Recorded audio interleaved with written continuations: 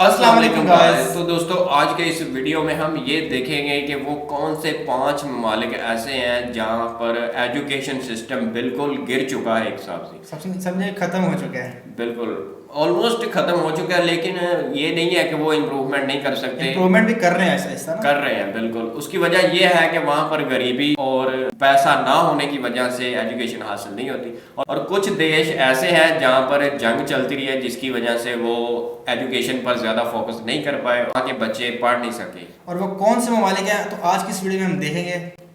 तो let's go start.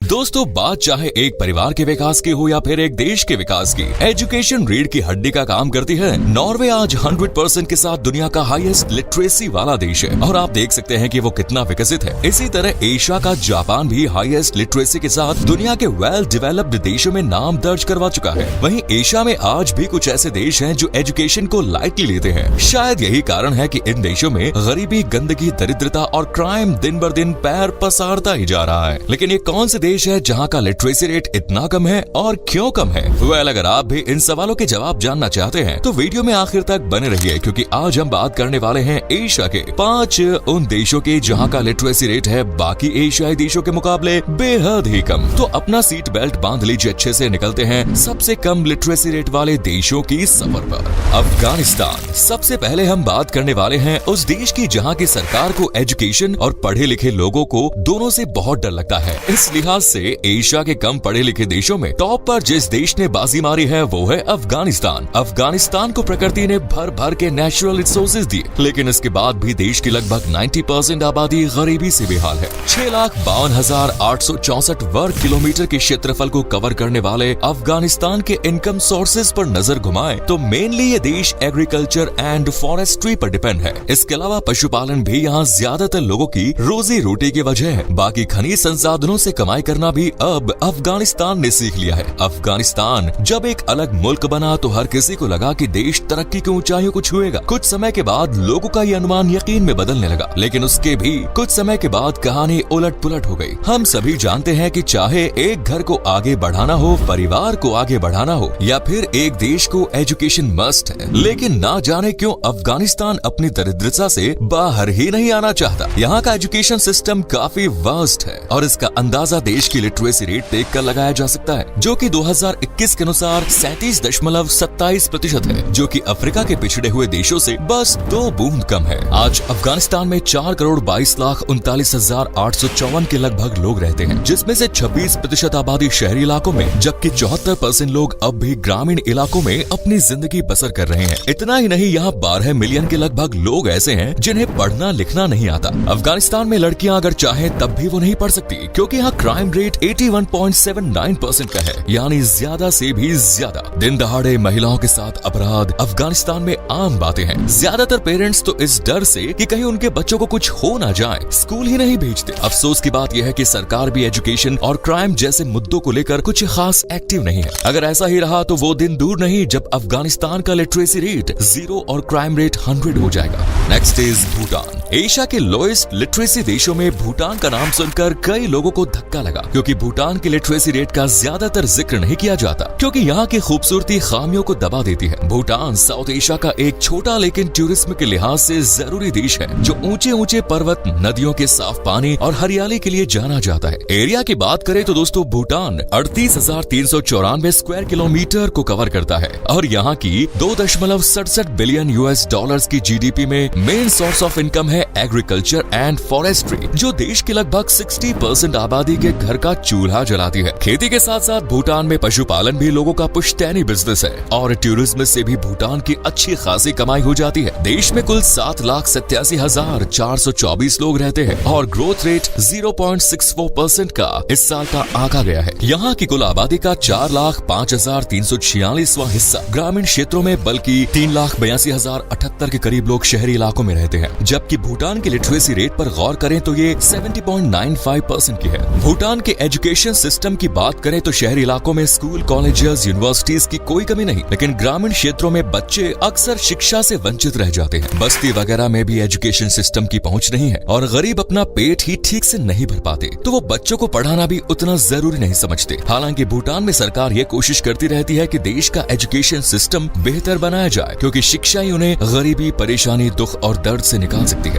Next is Nepal. दोस्तों, जब भी अमन, चैन, शांति और प्राकृतिक सुंदरता की बात आती है, जुबान पर बस एक ही नाम आता है और वो है नेपाल। ये दक्षिण एशिया में बसा एक लैंडलॉक देश है जहाँ दुनिया की सबसे ऊंची चोटी माउंट एवरेस्ट है, लेकिन सुंदर पहाड़, हरियाली, झील, नदियों जैसे खूबसूरत नजारों के बादशाह है। नेपाल की कमी है कि वो ये नेपाल अपने एजुकेशन सिस्टम पर बिल्कुल ध्यान नहीं देता। यहाँ आपको धर्म के नाम पर चलते लोग अनगिनत नजर आ जाएंगे, लेकिन टीचर के बताए रास्ते पर चलते हुए कुछ गिने चुने ही लोग मिलेंगे। 1,47,181 स्क्वायर किलोमीटर के क्षेत्रफल को कवर करने वाले नेपाल में आज 3,08,96,590 लोग रहते हैं, लेकिन यहाँ लिटरेसी रेट 75.58% पर ही ठहर गया। नेपाल में 5 से 12 साल के ऐसे करीब 7,70,000 बच्चे होंगे जिनका स्कूल से दूर दूर तक कोई नाता नहीं। नेपाल के एजुकेशन सिस्टम के बिगड़ने के पीछे की 2 वजह है। नंबर 1 राजनीतिक उथल पुथल और नंबर 2 संसाधनों की कमी। असल में यहाँ की 79% जनसंख्या ग्रामीण क्षेत्रों में रहती है और कृषि पर डिपेंड है। अब इन ग्रामीण क्षेत्रों में संसाधनों के नाम पर आपको ज्यादा कुछ नजर नहीं आएगा, जिसके चलते यहाँ स्कूलों की कमी है। स्कूल की कमी है तो बच्चों को एजुकेशन का मतलब समझाने वाले भी नहीं मिलते। साथ ही परिवार भी बच्चों को कम उम्र में ही काम पर लगा देते हैं ताकि वो कुछ पैसे कमा पाए। आज भी नेपाल में 5 से 14 साल के करीब 37% बच्चे ऐसे हैं जो खेलने और पढ़ने की उम्र में काम कर रहे हैं। हालांकि सरकार ने कई बार कोशिश की कि शिक्षा पर ध्यान दिया जाए, लेकिन ऐसा हो नहीं पाया। यूँ तो आज नेपाल में 34,368 के लगभग स्कूल हैं, लेकिन इनमें भी 1,154 धार्मिक स्कूलों की संख्या है। अब आप कारण कुछ भी समझिए, लेकिन नेपाल आज दुनिया के उन देशों में गिना जाता है जो सबसे कम विकसित है, जो पिछड़े हुए हैं और जहाँ विकास शायद सालों तक भी एक्सेप्ट नहीं किया जा सकता, क्योंकि देश की 1/4 आबादी गरीबी रेखा के नीचे है। Next is Cambodia. 1,81,035 वर्ग किलोमीटर के क्षेत्रफल में फैल रहा दक्षिण पूर्व एशिया में बसा कंबोडिया भी एशिया के इलिटरेट या कम पढ़े लिखे देशों में गिना जाता है। वैसे तो कंबोडिया एक खूबसूरत देश है जो अपनी सांस्कृतिक विरासत और खमेर साम्राज्य को लेकर अक्सर चर्चा में बना रहता है। यहाँ घूमने के लिए एक से बढ़कर एक चीजें हैं। कंबोडिया की सबसे अच्छी बात है यहाँ की जीवंत संस्कृति, प्राचीन मंदिर और शानदार नजारे जिन्हें देखकर दिल को सुकून मिलता है। वहीं समुद्री तटों पर कुर्सी डालकर बैठ जाएं तो कंबोडिया को भर भर के दुआएं देने को मन करता है। वहीं अगर कंबोडिया के एजुकेशन सिस्टम को देख लिया जाए तो मुंह टेढ़ा मेढ़ा बन जाता है। एजुकेशन को समझने से पहले ये जान लीजिए कि कंबोडिया 1,69,44,826 लोगों का घर है। 2022 के आंकड़े के मुताबिक ही यहाँ की आबादी का 74.89% हिस्सा आज भी ग्रामीण क्षेत्रों में रहता है। कंबोडिया के शहरी और ग्रामीण क्षेत्रों की आबादी को मिलाकर भी इस देश का लिटरेसी रेट 77.14% का है। लेकिन कंबोडिया की एक अच्छी बात है कि सरकार इस लिटरेसी रेट को बढ़ाने के लिए समय समय पर प्रयास करती रहती है। कंबोडिया में एजुकेशन का 6+3+3 का फॉर्मूला काम कर रहा है, यानी प्राथमिक विद्यालय में 6 साल, निम्न माध्यमिक में 3 साल और उच्च माध्यमिक विद्यालय में 3 साल। लेकिन फैसिलिटीज के अभाव में, खराब गुणवत्ता के चलते और सभी सुविधाएं न होने के चलते यहाँ बच्चे शिक्षा से पिछड़ जाते हैं। क्योंकि कंबोडिया का ज्यादातर हिस्सा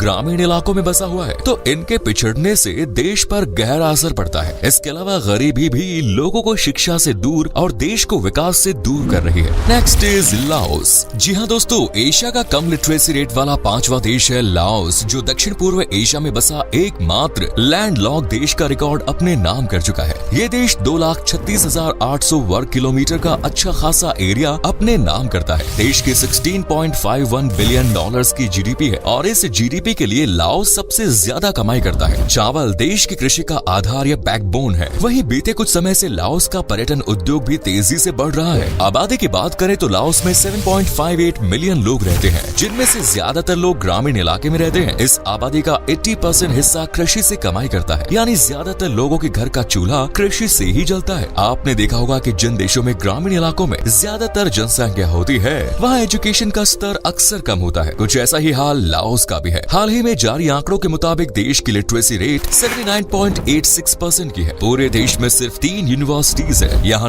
1000 के लगभग प्राइमरी स्कूल्स और 1000 के लगभग माध्यमिक स्कूल्स हैं। लेकिन दूर दराज से बच्चों को स्कूलों तक पहुंचने में काफी परेशानियां फेस करनी पड़ती है, जिस वजह से ज्यादातर बच्चे तो स्कूल अवॉइड करने में ही अपनी भलाई समझते हैं। यानी हम कह सकते हैं कि बुनियादी ढांचा कहीं ना कहीं लाओस और एजुकेशन के बीच की दीवार बना हुआ है। अगर इसे सही किया जाए तो शायद देश के हालात बदल सकते हैं। वैसे बता दें कि लाओस में मुफ्त एजुकेशन के थ्रू भी बच्चों को रिझाने की कोशिशें की जा रही है, लेकिन ज्यादातर देशों की तरह यहाँ भी गरीबी लाचारी को मात दे रही है। देश में लगभग 23% आबादी ऐसी है जो गरीबी रेखा के नीचे जीवन यापन कर रही है, जिनके पास बच्चों को पढ़ाने के लिए पैसे नहीं है। इसके अलावा जो बच्चे पढ़ना चाहते हैं उन्हें स्कूलों में व्यवस्थाओं की कमी पीछे हटने पर मजबूर कर देती है। हालांकि लाओस में पढ़ाई को लेकर लोगों को जागरूक करने के लिए कुछ एनजीओज भी काम कर रहे हैं। सरकार भी इस ओर ध्यान दे रही है कि देश विकास करे, और विकास के लिए क्योंकि शिक्षा जरूरी है तो एजुकेशन पर भी फोकस किया जा रहा है। तो दोस्तों, ये है एशिया के 5 ऐसे देश जहाँ का साक्षरता दर सबसे कम है। वैसे अगर आपको इन 5 में से किसी एक देश में जाने का मौका मिले तो आप किस देश में जाना चाहेंगे? जी गाइस, ये देखा आपने, ये वो कंट्री है जहाँ पर एजुकेशन सिस्टम बिल्कुल गिरा पड़ा है। जैसा कि आप जानते हैं कि एक चीज़ बहुत ही कॉमन है कि जहाँ पर एजुकेशन सिस्टम नहीं होता वहाँ पर लोग जाहिल और अनपढ़ होने की वजह से वो ज़्यादा प्रोग्रेस भी नहीं कर पाते, क्योंकि एजुकेशन इतनी ही ज़रूरी है। ये आपको मतलब कि ज़िंदगी गुजारने के लेसन मिलते हैं एजुकेशन से। एजुकेशन में अक्ल और शऊर आता है बंदे के अंदर, बंदे को पता लगता है कि मैं लाइफ कैसे जीऊँ। बिल्कुल। और वैसे भी अगर इस्लाम की एजुकेशन हासिल की जाए तो उससे तो बहुत ज़्यादा मतलब कि ज़िंदगी गुजारने के बहुत ज़्यादा लेसन मिलते हैं। लेकिन अगर अफ़गानिस्तान की बात की जाए उसके अंदर एक चीज़ ये भी है कि पर्दा करवाया जाता है औरतों को, जबकि अगर वो वैसे ही जाती हैं, पहले तो सिस्टम ख़राब था अफ़गानिस्तान का, लेकिन बाद में अब वो इम्प्रूवमेंट हो रहा है। वो इसकी वजह से डर के मारे करते नहीं थे ना, डर के मारे के कुछ कर ना दें। बिल्कुल। उसकी वजह ये थी कि उनके कॉन्फ्लिक्ट चल रहा था अमेरिका के साथ, बहुत बड़ी 20 साल तक जंग चलती रही है, जिसकी वजह से उनका एजुकेशन सिस्टम नीचे गिर गया है। लेकिन उसकी वजह ये नहीं है कि अब वो इम्प्रूव नहीं करेंगे, फ्यूचर में इम्प्रूव करेंगे। उसकी वजह एक और भी है कि इस्लाम को फॉलो करते हैं और वहाँ पर पर्दा बहुत ज़रूरी है, और इसलिए वो लड़कियों को बाहर नहीं भेजते ताकि लड़कियों के साथ कुछ गलत ना हो जाए। और वैसे भी जंग के दौरान तो फिर एब्सोल्युटली नहीं भेज सकते क्योंकि ख़तरा हो सकता है। और मेन पॉइंट जो कि पैसा ना होने की वजह से, बिल्कुल, कुछ पैसा ना होने की वजह से पढ़ाई करवाते ही नहीं कुछ लोग। जी बिल्कुल, ऐसे ही है कि गरीब होने की वजह से एजुकेशन हासिल नहीं करवाते बच्चों को, जबकि ये बहुत ही ज़रूरी है। अगर कोई भी कंट्री या कोई बच्चा भी अगर ग्रो करना चाहता है तो वो एजुकेशन हासिल करेगा तो ग्रो करेगा, वरना अदरवाइज वो बिल्कुल ही नीचे ही गिरेंगे। और आई होप कि आपको वीडियो अच्छी लगी हो, और अगर वीडियो अच्छी लगे तो वीडियो को लाइक करो, एंड अगर नहीं तो चैनल को सब्सक्राइब करके जाओ। तो फिर मिलते हैं ऐसे नेक्स्ट वीडियो में, तब तक के लिए अल्लाह हाफिज़।